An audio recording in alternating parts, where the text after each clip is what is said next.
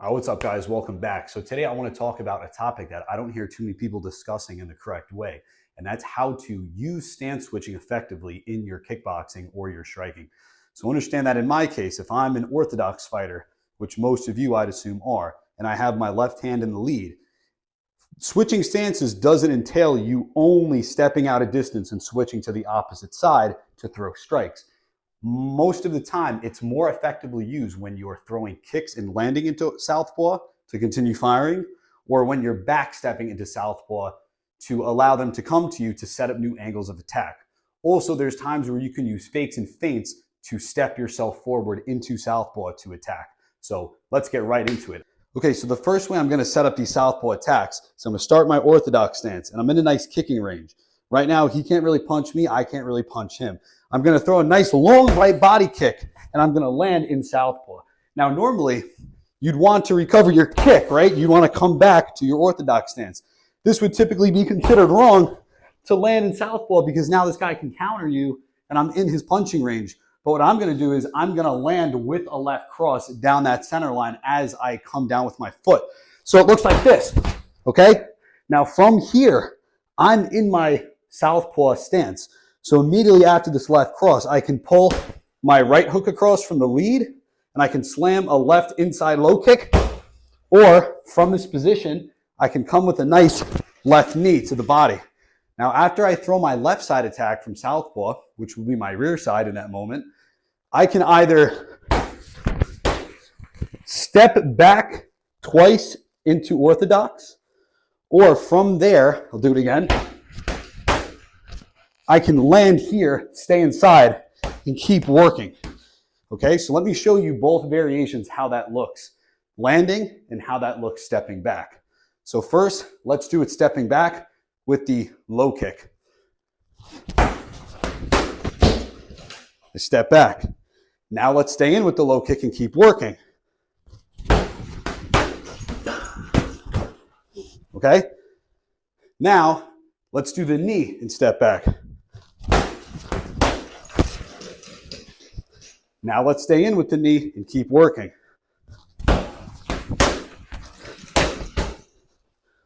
Okay, different options you can do off of that rear side left kick or knee once you're in southpaw. Okay, so another option we have to do that same maneuver is with our right low kick. A lot of people don't use this. So if I were to, let's say, throw a right low kick, instead of redrawing it all the way back, I can actually step through, bring my head out of the center line, get off to the right side, in southpaw, and rip a right lead hook. Now understand that before, we were owning that center line with our left cross. Here, we don't want to get tagged off of this low kick. So when we throw the low kick, we're throwing our head off the center line, loading our lead foot, like I said, letting any kind of cross pass our face to then come with a right hook, to then slam a nice low kick from there. Or a knee, similar to the other one. So let me break that down. This time I'm a little bit closer, right? Because before I threw a nice long kick. This time we're a little closer. We're going to be working off the low kick. I'm going to set it up. Basic combo. Jab, cross, left hook. Right low kick. Head off center. Rip the lead right hook. Slam the left low kick. Double step back at a distance. Or we can continue working. So let's try continue working. I get my way in. High guard. Jab, cross, left hook. Right low kick. Head off center. Rip the right hook. Slam the low kick, back into orthodox, front load the left foot. Left hook, right kick again. Let me do that one a little faster.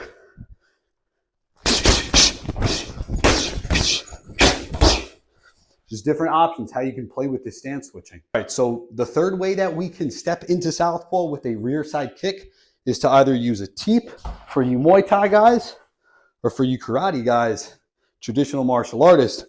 You can keep that high guard up and just slam them with a nice body snap kick. Now understand that if you're going to fake the teep, I see a lot of people do this thing where they keep their guard as is, they throw the leg up and they land. I don't really like that because that doesn't elicit a good feint. I feel that if you're going to throw the hand down and you're going to lift your knee up when you teep, you should do that range of motion when you're faking. So I'm here, freeze. I'm going to throw an up jab, okay? So let's break that down. I'm in my orthodox stance. I raise my knee and pull the hand down, okay? Now, of course, I'm doing this slow. I'm going to do it faster in a moment. When they see my foot, when they see me have that little bit of a lean back, when they see my hand go down, they're going to buy this feint. What I'm going to do is I'm not going to lift my hand up and roll it into their face. I'm going to send it like a Roy Jones up jab. I'm here, bah, and now I'm composed as a southpaw. So what can I do once I'm composed as a southpaw? Basic shit. Left cross, right hook, left knee. Or you can just fire off a left kick if you're in that right distance, right? I'm back a little more. Feint, pop, pop. Step back, step back. It's whatever you want to do. Let me show you how you can set that up. Let's say I'm working off my teeps, right? The step jab. I throw that rear teep. Boom. Now I want to fake it. Boom. Double step back. Now for you guys that want to use the front kick to the body variation, you set it up, you land it, boom. Now you're not going to throw the hand down if you're keeping the high guard, but what you could do is you can actually hinge and send it a little bit to land into the left cross like we did with our first variation.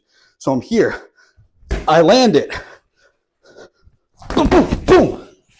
Okay, so you see how I'm actually selling whether I'm doing the snap kick to the body or I'm doing the teep to the body. I want to go through about, maybe 50% of that range of motion to sell the feint better, land in southpaw with either that up jab or that left cross. Okay, so for our next option on how to work off a southpaw, we're going to be drawing back off of a left kick. Now understand that if you were in your orthodox stance and you threw a switch kick, a lot of times when you're throwing consecutive left switch kicks on, let's say, the Muay Thai pads, what you're doing is you're switching, hitting, and you're drawing your left foot behind your right foot, but you're keeping your hips contorted on such an angle to your right side 45 that the next kick is loaded. That's not what we're going to do here. We're going to actually work off a left kick and draw that left foot back so that now our hips are essentially pointed on our left side 45, okay? And it's not going to be exactly 45 depending on if your stance is a little bit more square or a little bit more bladed.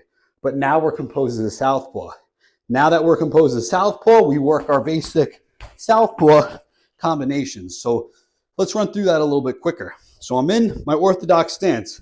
I pop off a jab cross. I switch kick. I draw back the southpaw.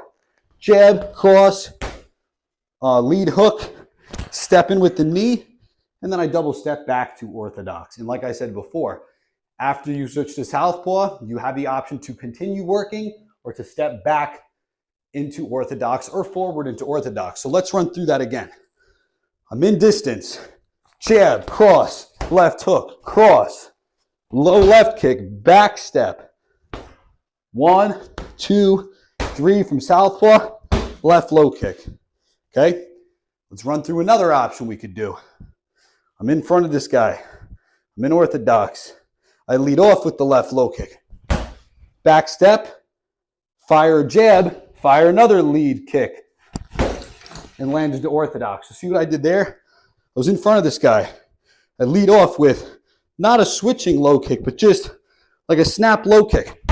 Draw back to southpaw. Step in with the jab. Fire the body kick. Land in orthodox. So whenever you're able to back step into southpaw, you can really play with this stance switching. Let's do more options, okay? So I throw a jab cross, left low kick, step back into southpaw, slide up, throw the lead right teep, land into southpaw, throw that left knee. And what I'm doing is I'm very subtly stepping back and forward into southpaw and orthodox after these attacks. So let's do an example where we're really going to stay in on this guy and work off of that, okay? And we're going to bring some volume into it. I get in his grill. I got my high guard up.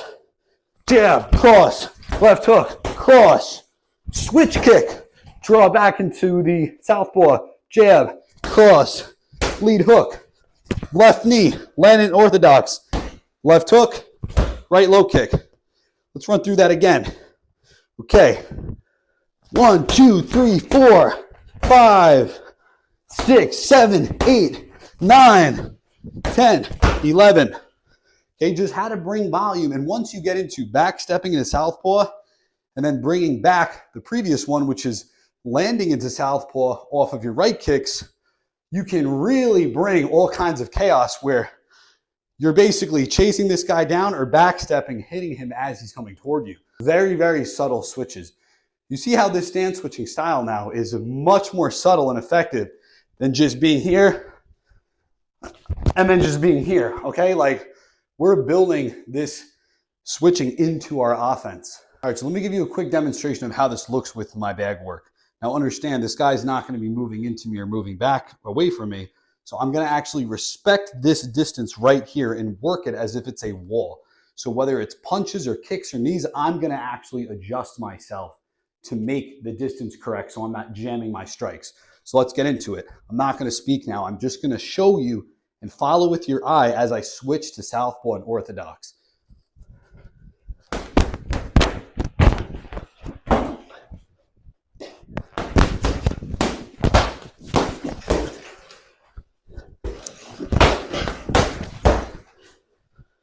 We get a little faster.